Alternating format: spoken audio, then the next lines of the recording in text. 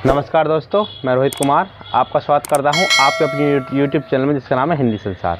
तो आज हम लेकर आए हैं रस की वीडियो। रस का सामान्य सा परिचय, परीक्षा में की दृष्टि से किस प्रकार से महत्वपूर्ण है, परीक्षा में किस प्रकार से प्रश्न पूछे जा सकते हैं, आज हम इस वीडियो में क्लियर करेंगे। हम इसका दूसरा पार्ट भी लेकर आएंगे, क्योंकि रस की परिभाषा, रस को पहचानने की ट्रिक, रस के कितने एक श्लोक में या फिर एक काव्य में किस प्रकार से हम रस पहचान सकते हैं, वो वीडियो हम कल लेकर आएंगे। तो आज हम सामान्य सा परिचय स्टार्ट करेंगे। अगर आप हमसे जुड़ना चाहते हैं तो लिंक डिस्क्रिप्शन में दिया गया है, तो वहाँ जाकर हमारे टेलीग्राम ग्रुप को ज्वाइन कर सकते हैं। और अगर आप हमारे चैनल पर पहली बार हो तो हमारे चैनल को सब्सक्राइब कीजिएगा और आप हमारी वीडियो को लाइक कीजिएगा। तो चलिए शुरू करते हैं आज की वीडियो। रस का शाब्दिक अर्थ है आनंद, यानी किसी भी काव्य को पढ़कर या सुनकर जो श्रोता को आनंद मिलता है उसे बोलते हैं रस को काव्य की आत्मा भी कहा जाता है और रस को प्राण तत्व भी कहते हैं। यानी काव्य की आत्मा, अगर प्रश्न पूछा जाता है कि काव्य की आत्मा क्या है, प्रश्न बहुत ही ज़्यादा महत्वपूर्ण है, पूछ लिया जाता है अक्सर कि काव्य की आत्मा किसे बोलते हैं, तो ये होता है हमारा रस। ये बात आपको समझ में आ गई होगी। अब देखते हैं हम रस के प्रकार। रस के जो प्रकार होते हैं वो होते हैं हमारे 9। महत्वपूर्ण प्रश्न है, रस के कितने प्रकार होते हैं? रस के प्रकार होते हैं 9। लेकिन यहीं से एक दो प्रश्न बनता है, तो क्या बनते हैं महत्वपूर्ण प्रश्न, ये देखिएगा। पूछा जाए कि रस के कितने प्रकार होते हैं, तो रस के प्रकार होते हैं हमारे, तो आपको ये बात पता चल गई होगी, रस के प्रकार होते हैं 9।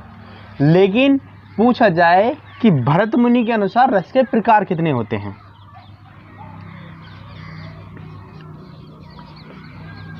भरत मुनि के अनुसार, महत्वपूर्ण प्रश्न है, अक्सर परीक्षा में पूछ लिया जाता है। तो अगर आचार्य भरत मुनि के अनुसार रस के प्रकार कितने होते हैं, तो ये प्रश्न, ये उत्तर होगा उसका 8। ये याद रखिएगा, भरत मुनि के अनुसार रसों की संख्या 8 होती है और रस के प्रकार होते हैं 9। अब यहाँ ये प्रश्न बनता है कि जब 9 रस होते हैं तो कौन सा रस आचार्य भरत मुनि ने नहीं माना, तो ये भी एक महत्वपूर्ण प्रश्न है। तो ये देखिएगा, जो शांत रस होता है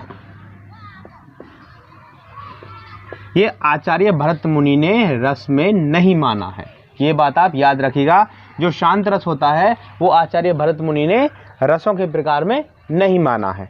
अब एक दो प्रश्न और इनसे महत्वपूर्ण बनते हैं, तो देखिएगा क्या, अगर प्रश्न पूछ लिया जाएगी आधुनिक हिंदी में रस के कितने भेद होते हैं, कितने प्रकार होते हैं, यानी कितनी संख्या होती है, तो वहां होगा हमारा, देखिएगा, तो आधुनिक हिंदी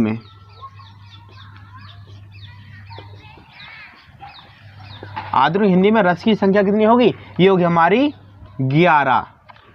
ये भी एक महत्वपूर्ण प्रश्न है। अब किसके अनुसार 11 होगी, तो जो तुलसीदास जी हैं, तुलसीदास ने जो रसों की संख्या है वो 11 मानी है। 2 रस, क्योंकि 9 रस होते हैं मूल रूप से, तो 9 रस होते हैं, लेकिन 2 रस, एक वात्सल्य रस, एक भक्ति रस, ये जो तुलसीदास जी ने, और इनको संख्या को बढ़ा दिया है, तो ये हो गए हमारे 11। ये महत्वपूर्ण प्रश्न है, आप इन्हें याद रखिएगा। अब देखिएगा, रस के अवयव, रस के अवयव कितने होते हैं, यह भी एक महत्वपूर्ण प्रश्न है। रस के अवयव होते हैं हमारे 4। स्थायी भाव,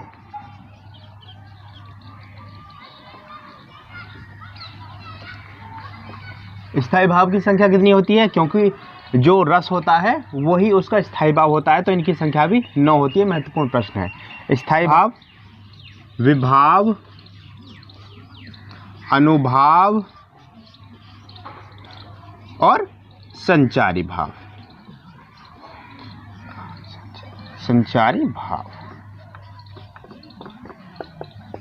ये होते हैं हमारे रस के 4 अवयव, स्थायी भाव, विभाव, अनुभाव और संचारी भाव।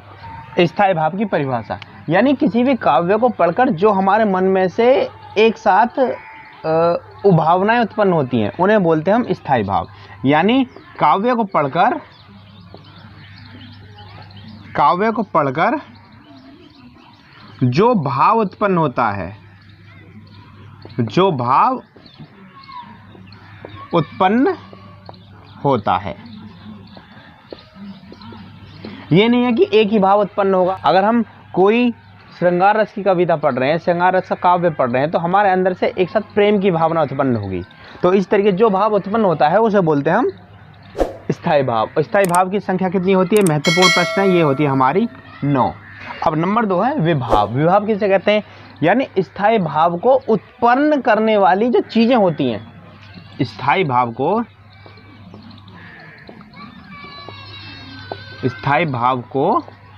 उत्पन्न करने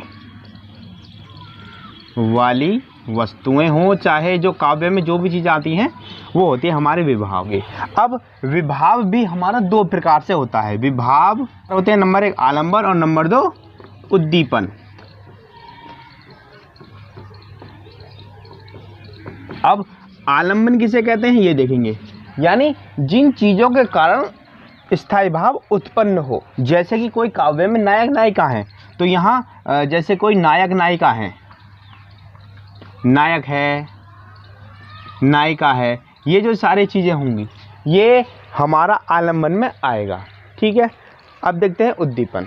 उद्दीपन किसे कहते हैं? यानी स्थायी भाव को तीव्र करने वाला। कभी कभी काव्य को पढ़ते हैं, कभी एक साथ हमें इंटरेस्ट आ गया, थोड़ा सा फिर डाउन हो गया, फिर एक साथ इंटरेस्ट आ गया, तो जो उद्दीपन होता है यानी स्थायी भाव को तीव्र करने वाला जो तत्व होता है वो हमारा उद्दीपन कहलाता है। यानी स्थायी भाव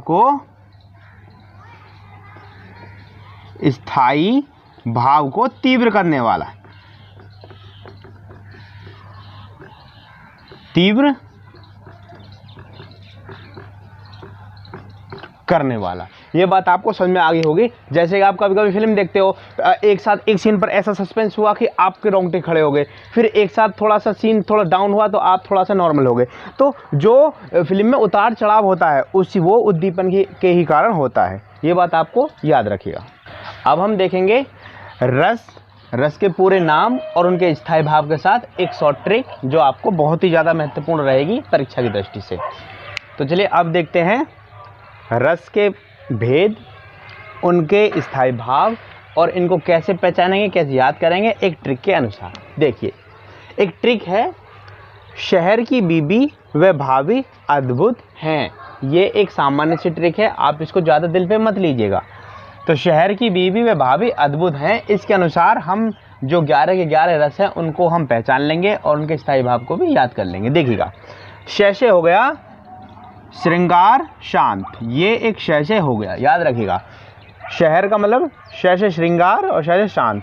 श्रृंगार रस का जो स्थायी भाव है वो हमारा रति है, याद करते चलिएगा साथ के साथ। जो शांत रस है उसका स्थायी भाव हो गया निर्वेद। अब देखिएगा हा से आ गया हास्य, हास्य का स्थायी भाव होता है हास, ये इसमें कोई ज़्यादा कन्फ्यूजन की बात नहीं है। अब देखिएगा रा से हो गया रौद्र, यानी स्थायी भाव हो गया इसका क्रोध। तो शहर से बन गया श्रृंगार शांत हास्य और रौद्र। ठीक है, अब चलते हैं की से हो गया करुणा, करुणा का स्थायी भाव हो गया हमारा करुण रस का स्थायी भाव हो गया हमारा शोक। वी तो वी से हो गया वीर रस, या इसका स्थायी भाव हो गया उत्साह। और बी से हो गया विभत्स, इसका स्थायी भाव हो गया जुगुप्सा या घृणा। किसी भी चीज़ को देखकर घृणा हो जाती है, घिन आ जाती है, उसे बोलते हैं विभत्स रस। अब वा से हो गया हमारा वात्सल्य, वात्सल्य का जो स्थायी भाव हुआ वो वात्सल्य रति हुआ। ठीक है, भा से हो गया हमारा भयानक रस, इसका जो स्थायी भाव हुआ वो हुआ हमारा भय। और दूसरे भा से हो गया भक्ति, यानी इसका भाव ईश्वर भक्ति यानी ईश भक्ति, यहाँ इसका स्थायी भाव हो गया। और अद्भुत से सीधा सीधा हमारा अद्भुत रस हो गया, जिसका जो स्थायी भाव होता है आश्चर्य और विस्मय होता है।